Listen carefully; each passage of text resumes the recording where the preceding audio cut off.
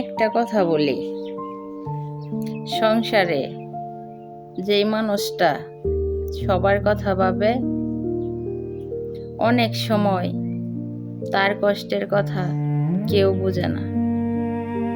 সে নিজের ইচ্ছাগুলো চুপ করে ছেড়ে দেয় পরিবারের সবার কথা ভেবে। পরিবারের সবাই ভালো থাকুক, সুখে থাকুক, এটাই তার সবচেয়ে বড় চাওয়া।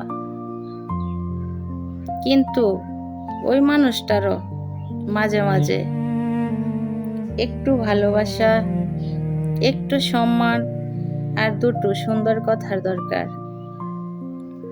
তাই আপনার ঘরের মানুষটাকে ছোট করে দেখবেন না।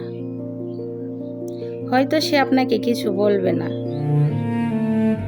কিন্তু তারও তো একটা মন আছে, তাই না?